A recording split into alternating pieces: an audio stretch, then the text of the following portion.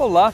A história nos revelou inúmeros filósofos, mas poucos são tão importantes e respeitados quanto Sócrates, que é considerado o patrono da filosofia ocidental. Mas como é que pode um grego que nasceu há mais de 2000 anos ser tão marcante até hoje? É o que você vai ver na nossa primeira reportagem aqui no Mackenzie Movimento.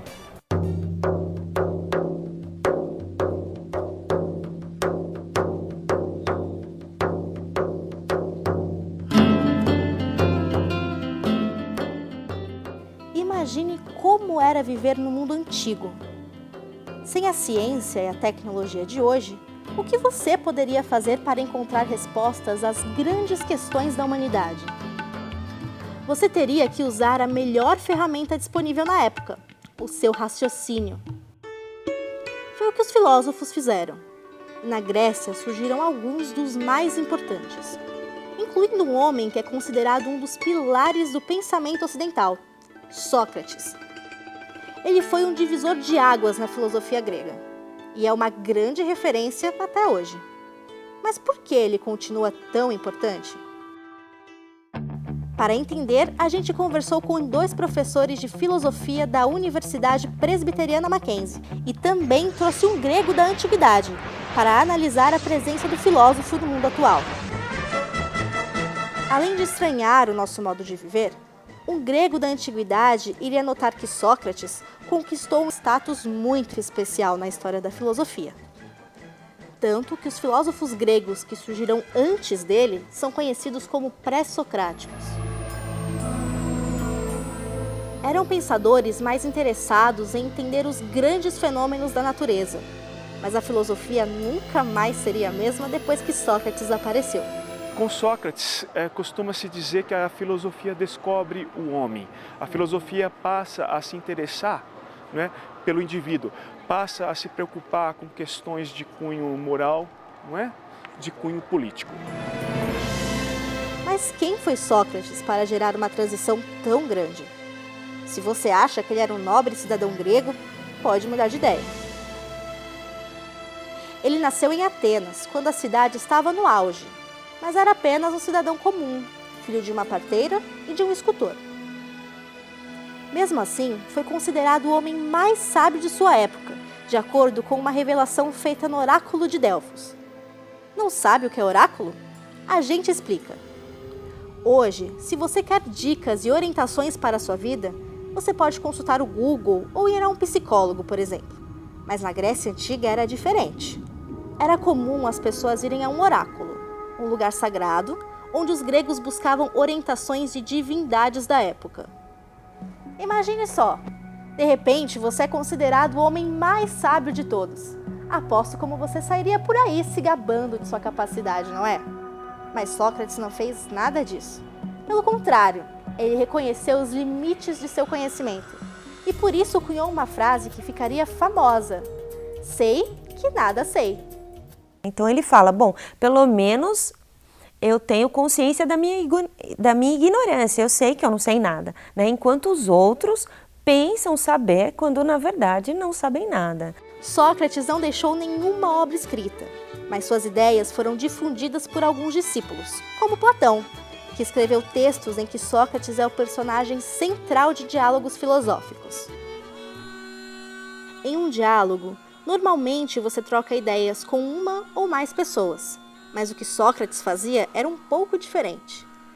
Ele parava pessoas na rua para usar um método chamado de maiêutica. Calma que a gente explica.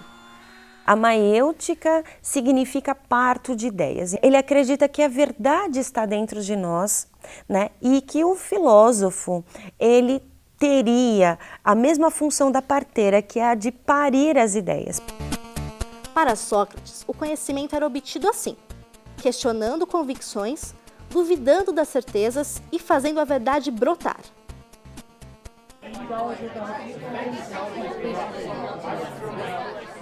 Isso é bem diferente do que se vê nos dias de hoje, em que todos parecem ter uma opinião formada sobre tudo e não aceitam ser questionados.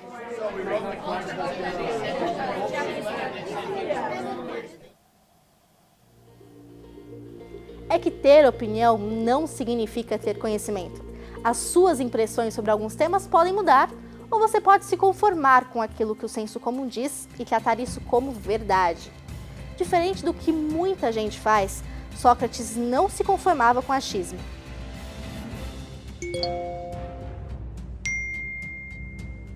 Por isso, ele provavelmente ia arranjar muita encrenca nas redes sociais hoje em dia. Ele cobra do seu interlocutor definições, né, universais. O que seriam essas definições universais? São diálogos nos quais nós não chegamos a uma conclusão. A finalidade desses diálogos, né, consiste em desconstruir, né, verdades que não se sustentam.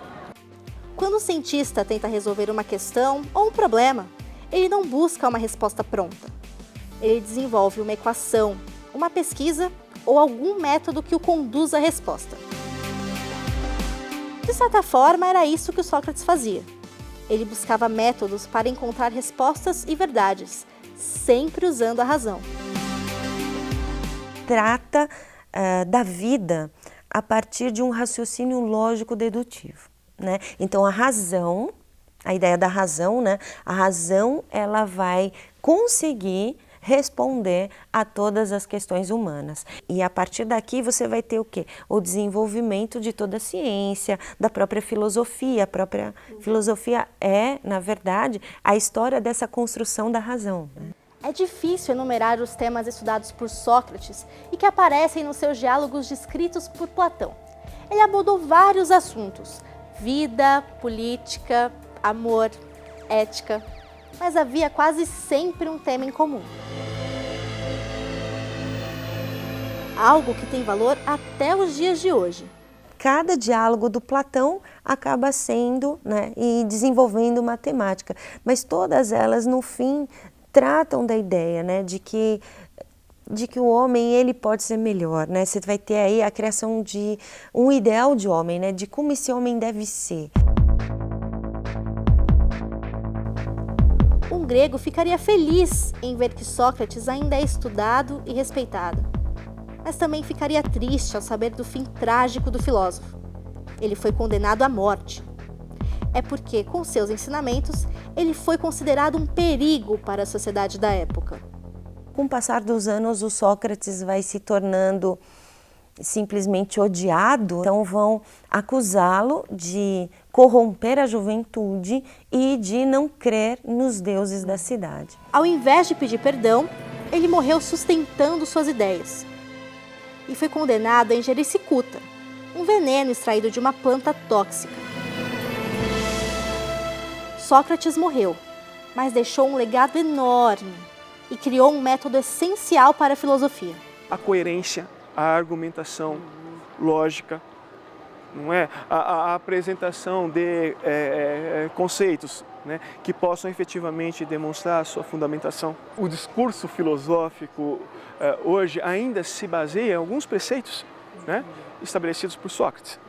Sócrates acabou dando um grande passo para o surgimento da ciência, porque além de lidar com temas importantes, ele mostrou que a razão é uma ferramenta essencial na produção de conhecimento.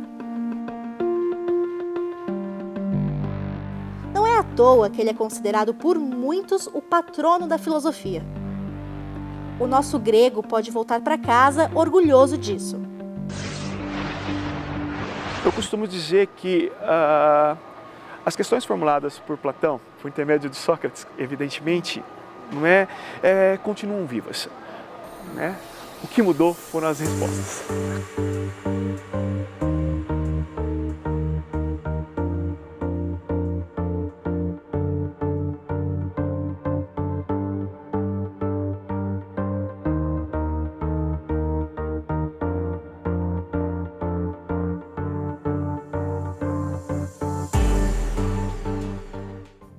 E aí, gostou da matéria? Pois fique com a gente que daqui a pouco tem mais. Até já!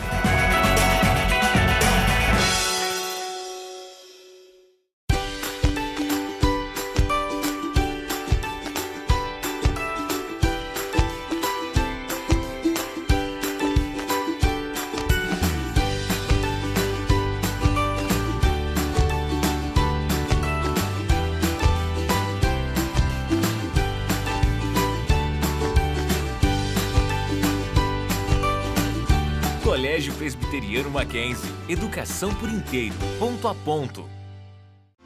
Você sabe o que faz um designer? Ao contrário do que algumas pessoas pensam, a função do designer não é só criar móveis modernos ou logotipos atraentes. Vai muito além disso. Ele é responsável por projetos que atendem a uma série de necessidades do mercado. Ele cria produtos e máquinas, planeja ambientes, desenvolve processos e serviços, elabora comunicação visual para empresas, e essas são apenas algumas das possibilidades. Porque o designer é o grande responsável por criar soluções criativas e viáveis. Por isso, ele é fundamental em muitas empresas. A Universidade Mackenzie oferece um curso na área.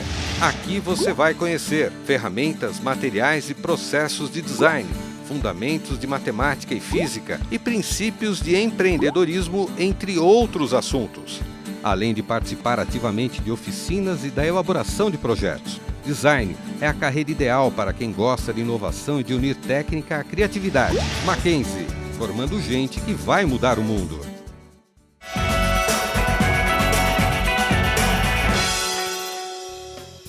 Nos últimos anos, a tecnologia tem gerado grandes transformações no mundo audiovisual. A TV digital é um exemplo disso, uma revolução tecnológica que tem mudado a maneira como nós vemos TV. E a Universidade Presbiteriana Mackenzie tem contribuído com essa revolução. Você vai saber um pouco mais agora na nossa próxima reportagem. Luz, câmera, ação. Por trás de uma produção audiovisual, existe uma série de equipamentos de última geração. E para apresentar as novidades deste mercado, foi criada a SET Expo, o maior evento da América Latina desse segmento. E a Mackenzie teve a oportunidade de apresentar o trabalho que é desenvolvido no Laboratório de TV Digital da Escola de Engenharia da instituição. O Mackenzie foi o primeiro laboratório de TV digital no Brasil. Ele foi criado em 1998 e o objetivo do nosso laboratório era criar subsídios para o governo brasileiro na escolha de um padrão digital. Durante 2005 até 2007, o Mackenzie, junto com um consórcio de 21 grupos de pesquisa, nós trabalhamos e criamos o Sistema Brasileiro de TV Digital, que é o sistema que nós temos hoje no Brasil e foi exportado para mais de 18 países no mundo. O Vitor, aluno do mestrado em Engenharia Elétrica e Computação da Universidade Presbiteriana Mackenzie, desenvolveu um sistema que pode mudar o conceito de TV digital que conhecemos atualmente, o qual transmite sinal em HD e 4K. O sistema que nós desenvolvemos é o sistema novo de transmissão de TV digital dos Estados Unidos. O nome dele é ATSC 3.0. É o sistema mais moderno que existe hoje no mundo. Por que a gente está propondo novo, Porque nós estamos pensando no futuro, tá? E o que é o futuro da TV? Recepção de TV com uma melhor qualidade do que a nossa. Por exemplo, com um sinal em 8K, que significa 16 vezes mais resolução do que a TV digital que nós temos hoje.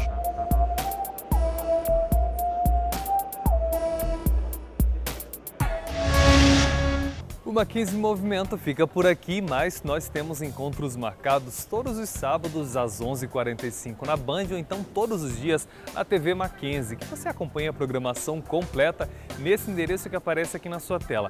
Mas você também pode baixar o aplicativo da TV Mackenzie, que é leve e é gratuito, e lá são 24 horas de programação com documentários, programas sobre ciências, carreiras, tecnologia, curiosidades. Ele está disponível para Android e também para o iOS, ou pode acessar as nossas redes sociais nesse endereço aqui. Eu vejo vocês lá. Até mais!